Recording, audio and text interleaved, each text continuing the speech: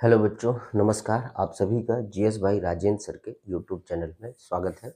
और हम डेली एक इसमें जीएस का टॉपिक डिस्कस करते हैं। तो आज हमारा जो टॉपिक है वो है हमारा जीडीपी, अर्थव्यवस्था के हम कुछ टॉपिक यहाँ पर ले रहे हैं, तो शब्दावली को। तो आज हमारा टॉपिक क्या रहेगा? जीडीपी।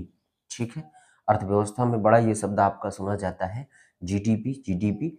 तो आज हम देखते हैं जीडीपी को। जीडीपी को देखिए, इसका अगर फुल फॉर्म देखेंगे तो क्या होता है? Gross gross domestic gross domestic product.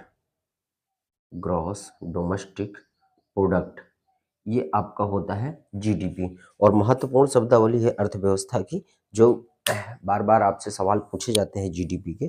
तो हम समझेंगे कि जीडीपी क्या है। जीडीपी को देखिए, यानी हिंदी में अगर हम इसको कहें तो हिंदी में हम इसको क्या कहते हैं? सकल घरेलू उत्पाद। सकल घरेलू उत्पाद। ठीक, सकल घरेलू उत्पाद, ये जीडी। ग्रॉस मतलब सकल, डोमेस्टिक मतलब घरेलू, और प्रोडक्ट मतलब उत्पाद। तो इसे हम सकल घरेलू उत्पाद भी कहते हैं। ठीक है, इसे हम हिंदी में सकल घरेलू उत्पाद कहते हैं। ये होता क्या है? तो किसी भी अर्थव्यवस्था में क्या होता है कि किसी भी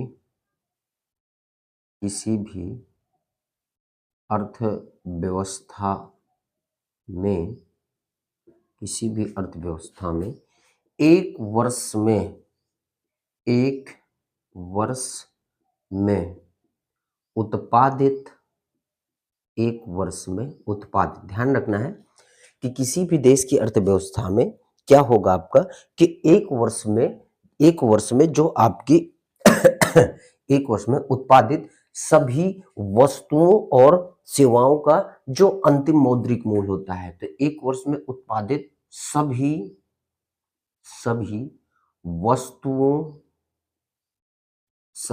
वस्तुओं एवं सेवाओं का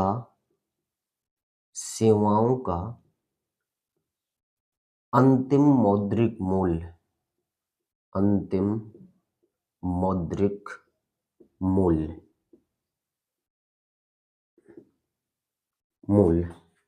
होता है।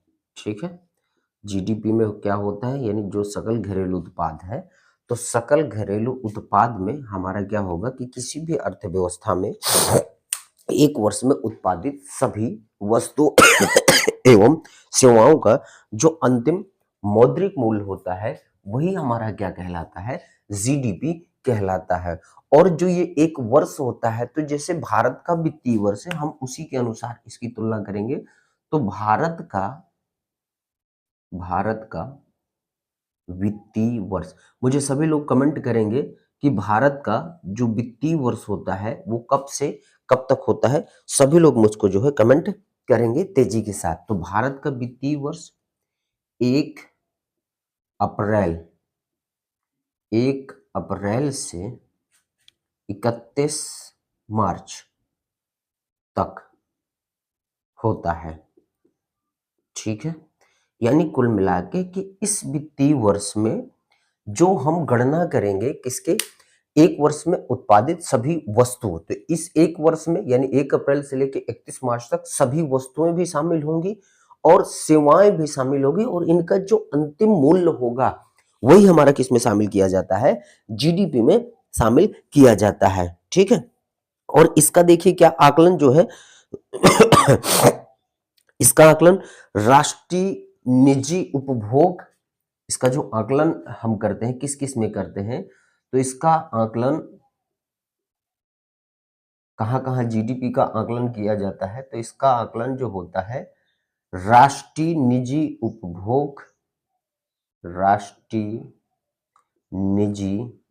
उपभोग, यानी हम अपने देश में कितना निजी उपभोग करते हैं, खुद कितना उपभोग करते हैं, इसकी गणना में ये काम करता है।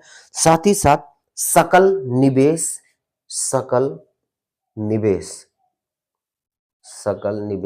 कुल मिला के हमने निवेश कितना किया, सकल निवेश, ये सकल निवेश पर भी हम इसकी गणना करते हैं। और साथ ही साथ हम इसमें किसमें गणना करते हैं, जो सरकारी एवं व्यापार शेष के योगफल, सरकारी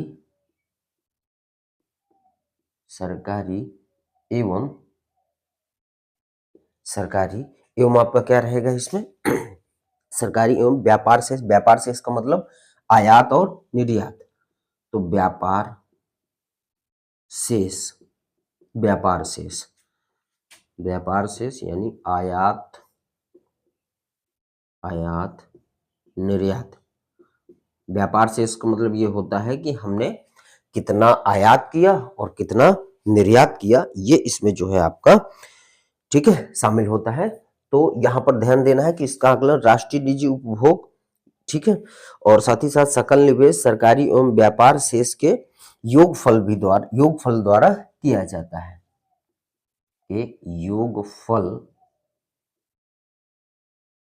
योगफल के द्वारा किया जाता है। योगफल के द्वारा किया जाता है। तो ध्यान रखना है जीडीपी के बारे में कि GDP full form gross domestic product यानी सकल घरेलू उत्पाद। सकल घरेलू उत्पाद का मतलब ये है, देखिए समझिएगा इस लाइन को, कि यानी जो हमारा देश है, इस हमारे देश में जितना भी उत्पादन हो रहा है वस्तुओं एवं सेवाओं का, किसका, सभी वस्तुओं एवं सेवाओं का, तो जो भी ये वस्तुओं और सेवाओं का हमारे देश के अंदर उत्पादन हो रहा है, ठीक है, वही हमारा क्या कहला देता है, जीडीपी कहला देता है, यानी सकल घरेलू उत्पाद कहला देता है। ठीक, और ध्यान रखना है कि भारत का वित्तीय वर्ष क्या होता है, ये हमारे 1 अप्रैल से 31 मार्च तक होता है। ठीक है, ये ध्यान रखना है। ठीक, तो जीडीपी के बारे में आपने देखा, ठीक है, कि एक वर्ष में उत्पादित सभी वस्तुओं सेवाओं का जो अंतिम मौद्रिक मूल्य होता है वही हमारा जीडीपी कहलाएगा। वित्तीय वर्ष 1 अप्रैल से 31 मार्च तक होता है। और इसका आकलन कैसे करते हैं, राष्ट्रीय निजी उपभोग, सकल निवेश और सरकारी एवं व्यापार शेष, आयात और निर्यात के अंतर्गत जो हमारा व्यापार शेष होता है उसके योगफल के द्वारा किया जाएगा, वही हमारा क्या कहला देता है, जीडीपी कहला देता है। जीडीपी कुल मिला के अर्थव्यवस्था के मापन का आधार होता है, किस देश की कितनी जीडीपी है, तो जीडीपी के आधार पर भी देश की अर्थव्यवस्थाओं का आकलन किया जाता है कि क्योंकि जितनी ज्यादा जीडीपी देखिए, ज्यादा जीडीपी का मतलब ये हुआ कि भाई वस्तुओं और सेवाएं वहां पर ज्यादा उत्पादित होती हैं, तो वो देश जो है आपका मजबूत होता है। जैसे जीडीपी के आधार पर देखेंगे तो सबसे मजबूत यानी सबसे बड़ी अर्थव्यवस्था कौन है पहले नंबर पर, अगर जीडीपी के आधार पर देखेंगे तो जीडीपी के आधार पर सबसे पहले नंबर पर कौन है आपका, यूएसए। कौन है, यूएसए।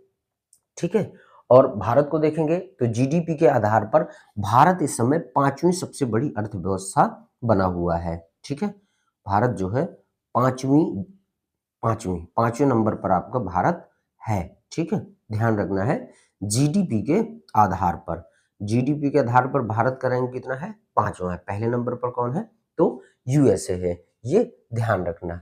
तो इतनी बात रही हमारी जीडी पर। आज की जो शब्दावली थी वो हमारी क्या रही, जीडीपी, और अगली जो हमारी अब शब्दावली रहेगी एनडीपी। जीडीपी के बाद हम एनडीपी पढ़ेंगे, यानी नेशनल डोमेस्टिक प्रोडक्ट, शुद्ध घरेलू उत्पाद पर चर्चा करेंगे। तो इसको नोट करिएगा, नोट्स बनाते चलिएगा, आपके एग्जाम के लिए बहुत ही यूजफुल रहेगा। तो चलिए आज की क्लास यहीं तक। क्लास आप सभी को पसंद आए, वीडियो को लाइक करिएगा, शेयर करिएगा अपने मित्रों के साथ, और जो बच्चे चैनल को सब्सक्राइब नहीं किए तो चैनल को सब्सक्राइब करके बेल आइकन ऑन कर लीजिएगा ताकि क्लासों का नोटिफिकेशन मिलता रहे। तो मिलते हैं आपसे कल की क्लास में, तब तक के लिए धन्यवाद। जय हिंद, वंदे मातरम।